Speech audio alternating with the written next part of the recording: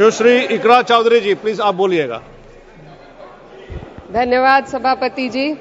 मैं सबसे पहले दाद देना चाहती हूँ इस बिल के टाइमिंग की कि अभी ईद की रौनक बुझी भी नहीं थी और हमारी जड़ों पर एक नया फरमान लाया गया। पहले उत्तर प्रदेश में मुसलमानों को नमाज पढ़ने पर रोक लगाई और फिर सौगात में ये बिल लाया गया। निसार में तेरी गलियों पे है वतन, जहाँ चली है रिवाजो गैर कि कोई ना सर उठाकर चल सके। मैं सभापति जी आपको ये बताना चाहती हूँ कि ईद के मौके पर एक विधवा महिला अपनी लड़की के साथ मेरे पास आई और उसने बताया कि वह एक वक्फ की प्रॉपर्टी में रहती है, वही उसके सर पर छत का काम भी करती है और उसकी रोजी रोटी भी वहीं से आती है। वो इस बिल को लेकर इतनी फिक्रमंद थी कि कहीं उससे वो उसकी संपत्ति ना छीन ली जाए। वो अकेली एक ऐसी महिला नहीं है, ऐसे लाखों लोग हैं जो वक्फ की गरीब महिलाएं जो वक्फ की संपत्ति से अपना रोजगार चला रहे हैं। और ये जो वक्फ बाय यूजर क्लॉज के हटाने से लाखों वक्फ की जायदाद अपना स्टेटस खो देंगी और लाखों लोग इसी तरीके के लोग सड़कों पर आ जाएंगे। वक्फ क्या है? वक्फ बाय यूजर क्या है?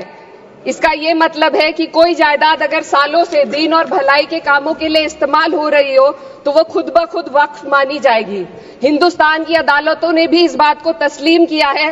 वक्फ बाय यूजर सिर्फ वक्फ बोर्ड को ही मिली कोई खास सौगात नहीं है, ये बल्कि सभी अन्य धार्मिक ट्रस्टों को परंपरा और यूज के आधार पर बिना किसी डॉक्यूमेंटेशन के धार्मिक चरित्र को डिक्लेयर करने का राइट मिला हुआ है। भारत के संविधान के आर्टिकल 13 क्लॉज 3 में कस्टम और यूसेज को कानूनी वैधानिकता प्रदान करता है। इसी आर्टिकल से वक्फ बाय यूजर भी निकला गया है। इस बिल के कानून बनने पर वक्फ बोर्ड तो इस प्रोविजन से हाथ धो बैठेगा, लेकिन अन्य धार्मिक ट्रस्टों को यह सुविधा जारी रहेगी। इससे भारतीय संविधान के आर्टिकल 14 और 15 का सीधा उल्लंघन है, जो धर्म और जाति के आधार पर भेदभाव और कानून के सामने सभी की बराबरी पर जोर देता है।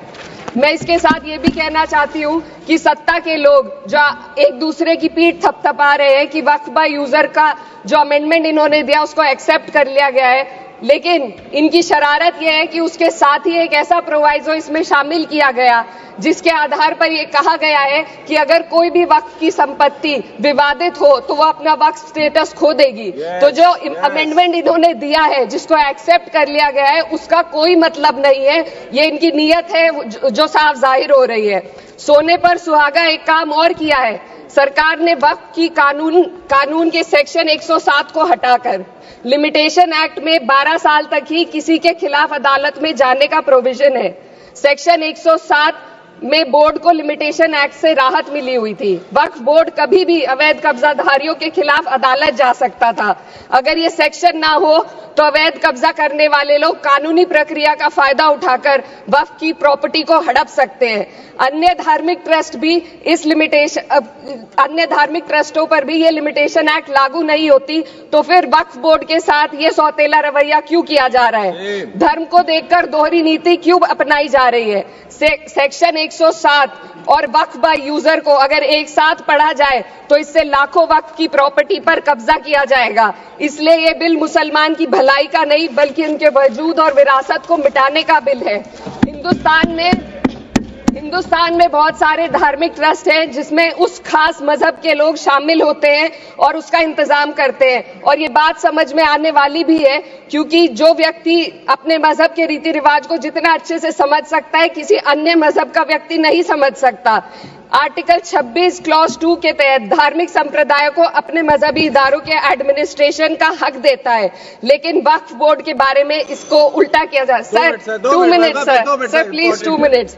सरकार इसे एक सेक्युलर बॉडी मान रही है और इसमें गैर मुस्लिमों को शामिल करने की बात कह रही है। आपके मुंह से सेक्युलरिज्म की बात सुनकर अच्छा लगा, लेकिन अगले ही पल ये भ्रम टूट जाता है क्योंकि आपको सिर्फ दान देने के लिए प्रैक्टिसिंग मुस्लिम का आपने क्लॉज डाला है, लेकिन बोर्ड में बैठने के लिए मुस्लिम होने की कोई आपकी क्लॉज नहीं है। तो इससे आपकी जो दोहरी नीति है वो साफ जाहिर होती है। ये वही सरकार है जिसने राम जन्मभूमि ट्रस्ट में ये लिख दिया कि जिला अधिकारी भी अगर होगा तो हिंदू होना चाहिए। कोई मुझे बताए कि वहां पर सेक्युलरिज्म का रस क्यों नहीं घोला गया। सर, आखिर में मैं अपनी बात को खत्म करने से पहले महिलाओं का मुद्दा बार बार उठाया जा रहा है। सरकार का कहना है कि बोर्ड में मुस्लिम महिलाओं को रिप्रेजेंटेशन देंगे। इस कानून से पहले भी मुस्लिम महिलाएं बोर्ड में मेंबर रह चुकी हैं और मिनिमम 2 का प्रोविजन था, उससे ज्यादा भी हो सकती थी। सर, मैं ये कहना चाहती हूँ कि सरकार ने महिलाओं के लिए ऐसा कौन सा नया काम किया जिसका ढिंडोरा सरकार का हर सदस्य पीट रहा है। इस बात की तायद अगर आपकी तरफ से कोई मुस्लिम महिला करती तो हम उसका यकीन भी करते, लेकिन अफसोस आपकी इतनी लंबी कतार में एक भी मुस्लिम महिला नजर नहीं आती है। महिला नहीं है, एक महिला। सर, मैं खुद एक मुस्लिम महिला हूँ, मैं सिर्फ एक सर मैं माइनॉरिटी महिला हूँ। इस सदन में हम सिर्फ 2 महिलाएं हैं और उस नाते से मैं ये बात कहना चाहती हूँ कि इस बिल के माध्यम से मुस्लिम महिलाओं को कुछ नहीं मिल रहा है। ये हमें कुछ नहीं देना चाहते, सिर्फ टोकनिज्म हमारे नाम पर बनाकर एक नैरेटिव मीडिया में चलाना चाहते हैं। तो ये बिल मुसलमान की भलाई का नहीं, उनकी पहचान को मिटाने का है। सर, अंत में मैं बस यही कहना चाहती हूँ कि कागजों की कैद में बस नाम रह जाएंगे, वो जो हमारे थे सिर्फ दावे में रह जाएंगे। इस बिल के द्वारा मीठी ईद के जायके को कड़वा करना, यही असली सौगाते मोदी था। बहुत बहुत